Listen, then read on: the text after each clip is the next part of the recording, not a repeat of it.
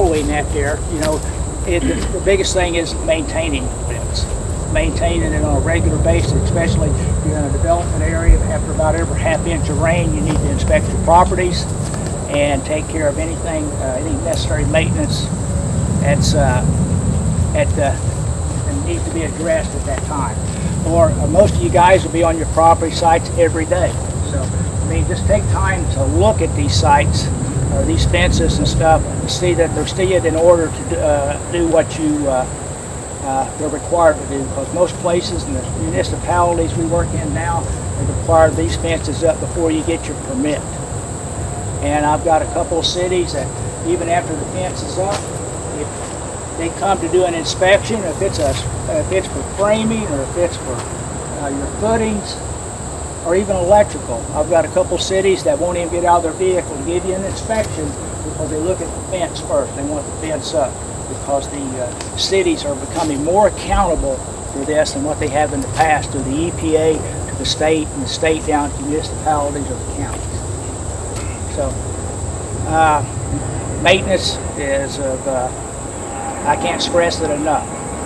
Now the choice of the fence you make, either this fence or that fence there, that has a lot to do to your circumstances of how much property you're trying to contain, or if it's on steep slopes, or if it's near a major water. And in those situations, this fence here is required, or it's dedicated or dictated to you that you need to use this fence over this fence. Now, this fence here, if you replace it once, this fence once, you'll pay for this fence here. Now, I have a lot of builders that go with this fence, even though the expense is more up front, but they don't have to worry about it near as much as this right here. A delivery truck coming in will think twice before he backs up over that steel post versus this here.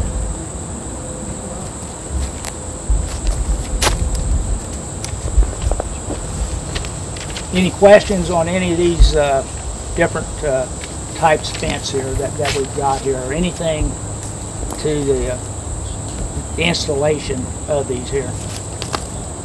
This fence gets flattened by a truck when he backs over it. You cut a section out, try to pull it up, say it's damaged, you can dig it back out and start all over again, do your patching properly. Yeah, I mean, you can take the damaged section out, but be sure you got to retrench or dig it out. You know, it's in a situation where you can't get a machine in. You got a laborer or someone that it's a pick and shovel sometimes, but usually it shouldn't be that tough if it's already been trenched out. But and sometimes when it's damaged and stuff, you don't take the damaged part out as much as what you'll put a piece behind it or a piece in front of it, and not disturb it any more of the fence. You don't have to replace the whole fence, but the damaged area, or the area where it's got under the fence, and the material is leaving your site. And one of the main things too is the location of your fences. I've seen locations where I've been where everything here ends up right down there near that creek, and they'll go down there and they'll put one across the creek because everything's going that way.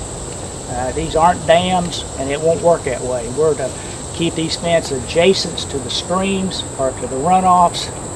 And when you get into those situations where it's leaving the property, it's going to the stream, that's where you get into other things besides what we got here: check dams with rock, riprap, and then fabric laid on that to filter through it. It's another setup of filtration that's not here on display for sediment control in the streams. Now we have hay bales over here. These are a secondary sediment control device. These are considered primary controls.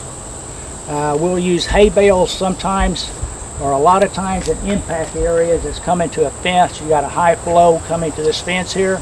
We'll put hay bales in front of those to take the impact so the fence doesn't get it. You know, the fence will be used for filtration. The impact will be hit by the hay bales. And the hay bales are sometimes used as checks in places to slow water down, and some swales or some areas where the focus of the water is coming to one location to slow it down, maybe up your property or up the slope sometimes before it gets to the bottom of the slope. But on the hay bales, look at the sides that they're laid on. You know, there's a reason why those are there. You do not, the way they're positioned there, you don't put the twine or the string next to the ground. If they're going to be there a while, that twine will rot and the bale will fall apart.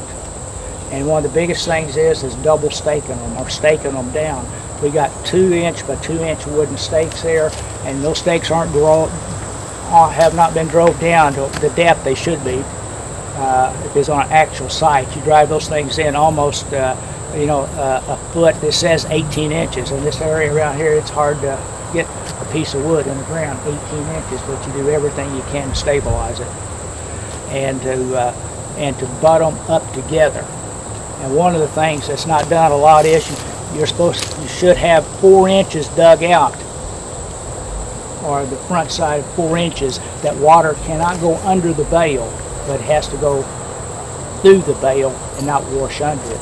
And they're pulled close together.